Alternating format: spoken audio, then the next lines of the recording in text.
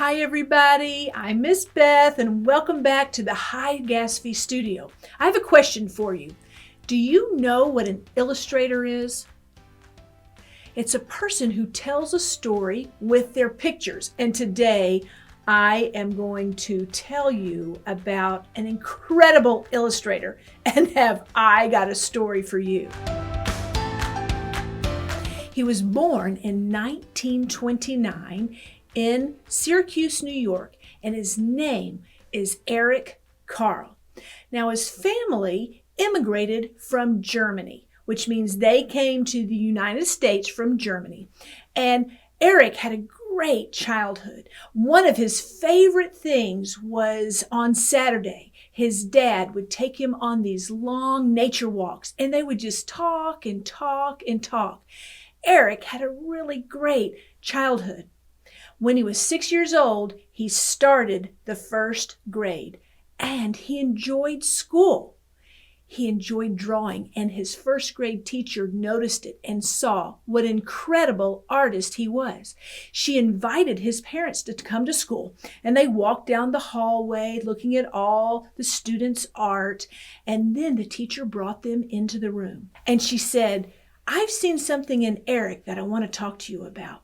He is a fabulous artist. Did you see the artwork in the hallways?" And Eric's parents said, "Yes, it was wonderful." The teacher said, "Do you realize that that is all Eric's artwork?" His parents were shocked. "You mean our Eric? All of those pictures were from our Eric?" The teacher said they sure were. "And I want to encourage you to nurture that in him. Help him to become an even better artist because he is so talented." And his parents promised her that they would do that. Well, it wasn't long after that meeting that his parents decided to go back to Germany. His mother was feeling so homesick. Have you ever felt homesick before? Well, that's how she felt. And when they got there, Eric had to go and do first grade all over again. He was not happy about that. And the teacher, she was not nice. She was not nice at all. Eric said she was rather mean, and she did not encourage his artwork at all. He hated school. He felt very alone. He felt very small and insignificant. All he wanted to do was just go back home and be with his mom and dad instead of having to go back to school every day with a mean teacher. More than that, he wanted to go back to the United States. In the United States, he had fun. He enjoyed his time with his family, and he loved school and his teacher. Now, things were really starting to happen in Germany during this time, something other than just Eric going back to school. There was a war looming. A guy by the name of Adolf Hitler was rallying the troops, and basically he was wanting to take over the whole world. When Eric was 10 years old, his dad got drafted into the German army. And it was difficult for the family. One reason is because it's not like it is today. They didn't have Facebook or FaceTime or cell phones or computers or emails. And so when a parent or a dad would go into the military, sometimes you wouldn't see them for years and years. And that's what happened in the Carle family. The dad left, and the mom and Eric worried about him all the time. And then the bombs started. Yeah, they were living in Stuttgart, Germany, and the Allies were starting to drop bombs onto that city. His mom wasn't sure what to do. She didn't want anything to happen to poor little Eric. And so she had him move out into a little town outside of Stuttgart to live with another family. Oh, now not only did he miss his dad, he missed his mom. But luckily, the family that he stayed with was very sweet, and he was very attached to them. Something else bad happened to Eric. When he was 15, he was conscripted. Basically, that means that the German army came into town, and if you were a teenage boy, you had to go do some work for them. And Eric was called up with the other teenage boys to dig ditches. Do you think he had fun doing that? No, he didn't. In fact, the first day was awful. Not only were there teenage boys there to dig ditches, there was also prisoners of war. Many Russians were in this group. And on his very first day of digging ditches, Eric saw 3 men get killed standing right beside him. It affected him terribly. It was awful, and he hated it. And even today, he doesn't really like talking about that part of his life that time because it was so upsetting. Well, when Eric was 17, 18 years old, the war ended, but his dad didn't come home. His dad had become a prisoner of war in Russia. The Russians had him in a prisoner camp. He didn't come home for another 2 years. And Eric says that when his dad did come home, he was never the same again. Eric says that his dad only weighed 87 pounds when he came back. That is very, very, very skinny. He didn't talk very much. Eric said it was almost like he was already dead, even though he was still alive. And this was very sad for Eric. He missed his dad, even though his dad was there. Well, Eric wound up going to college. He went to an art school. And as soon as he graduated with just $40 in his pocket and his portfolio, which is a bag that you keep all your artwork in, he headed to the United States. That had been his dream pretty much his whole life. When he got to the United States, he stopped off in New York City, and that's where he lived. And he got a job as a graphic designer for the New York Times newspaper. A graphic designer is someone who uses words and pictures to make an advertisement, to try to sell a product. And you'll see that in magazines or newspapers. You'll see advertisements. And that is what he did. And he did very, very well at the New York Times. There was one ad that he was doing for some medicine, and he used a picture that he had made using little pieces of paper of a lobster. Kind of crazy to use a lobster for medicine, but it got the attention of Bill Martin Jr., who was a children's book author. He saw this little lobster and he thought, that's really kind of a cute lobster. I wonder if this Eric Carle guy would be interested in illustrating my new book. He got in touch with Eric. And he said, I have a children's book, and I love how you did this little lobster. Do you think you could do some illustrations for my book? And Eric said, well, let me read the book. Let me look at it and see if something kind of pops in my head. So he looked at what Mr. Martin had written. The book was titled, Brown Bear, What Do You See? When Eric read what the author had written, he could visualize the pictures that he wanted to do for the book. He decided to do these different little animals in the same way that he had done that lobster, by using little pieces of paper put together to make the picture. That's called a collage. And Eric would use tissue paper,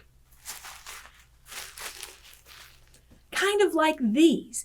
He would tear out little pieces and put them together. But what he found out was that in time, this tissue paper would fade, especially if it was in the sunlight. And he didn't want his picture to fade. So he got another idea. He used white tissue paper and he would paint it. He would paint it with acrylic paints, all different colors, red and blue and green and yellow and orange and purple. He would paint these pieces of tissue paper. But sometimes he wanted to show texture on them. So he would get a little piece of carpet and blot on the paint or rub on the paint.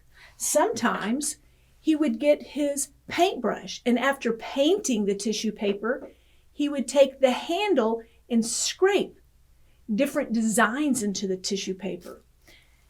He did all kinds of colors on tissue paper with all kinds of textures. He wound up having stacks and stacks and stacks of tissue paper, red stacks, blue stacks, green stacks, stacks with lines, stacks with dots, stacks with scrapes. And so he got a drawer, kind of a drawer system, and he would put them in by color. So he'd have a red drawer and a blue drawer. Sure did help not to have all those pieces of tissue paper laying around the floor of his studio. And he used those over and over again to make his collage pictures. When the book was finished, the written part and the illustrations, it was a huge hit. People loved Mr. Martin and Mr. Carle's book. Eric wondered if he could write his own book. He thought he'd give it a try. And this is his very own first book where he wrote it and did the illustrations. It's called 1, 2, 3 to the Zoo. Again, it's a little children's book and it's about counting, but the illustrations in it are beautiful. All the animals that are different colors with different patterns on their bodies. Eric continued to experiment with all these little pieces of colorful tissue, and he came up with another idea. I'm going to do a book about a worm that just eats and eats and eats until he gets humongous. He took the idea to his editor, and when she looked at it, she said, I don't know about that worm, Eric. He's not very appealing. Maybe you could do something other than a worm, perhaps a caterpillar. And immediately Eric thought, butterfly. And then he had his idea. He went home and he began to assemble all of his little pieces of paper. He decided to write a book called The Very Hungry Caterpillar. It's a very famous book today. You may even have a copy at home. It's about a little caterpillar, a very small, tiny, somewhat insignificant little caterpillar who begins to eat and eat and eat and eat until he becomes this huge caterpillar. And then he weaves himself a little home called a cocoon. And in just a few short weeks, you know what happens? If you've seen the book, you see that this beautiful butterfly comes out of the cocoon. When children saw this book, they loved it. The parents loved it. And Eric especially loved this book because it kind of told his story. It was a story of hope. You see, when he was a little boy, he felt somewhat insignificant. And sometimes he was afraid. Sometimes he didn't understand. But he eventually blossomed into this butterfly. And that's what he wanted to tell children all over the world, that he could understand them feeling insignificant. He could relate to them feeling scared at times, but he wanted to encourage them that one day they were going to grow up, and with their skills and their talent and their purpose, they were going to be a beautiful butterfly. The book has been around for a long time, over 50 years, and it is incredibly famous. He's sold millions of copies of The Very Hungry Caterpillar, and it has been translated into over 60 different languages. People all over the world are familiar with The Very Hungry Caterpillar. He continued to write and he continued to illustrate with his tissue paper collages. He has many books out. Eric wants people from all over the world to be able to enjoy his books. And so he and his wife, Barbara, built a museum. It was a museum of picture book art. It's up in Massachusetts, in Amherst, Massachusetts, and it's there today, and you can go visit it, and it shows all of his illustrations and has a lot of fun things to do. Eric Carle is still living. He will be 91 years old this June, and he lives down in Florida now. His wife died a few years ago, and I can imagine that he's very lonely, but they lived a wonderful life together. And he has encouraged and inspired so many children with his books and his art. I love looking at his artwork, and I am very, very excited for the next few days as we try to do some artwork through the inspiration of Mr. Eric Carle, one of my favorite illustrators. Now stay tuned, keep checking back in with YouTube as we put these activities up every day, and I look forward to seeing you back here at the High Gatsby Studio. Remember, stay safe and stay healthy.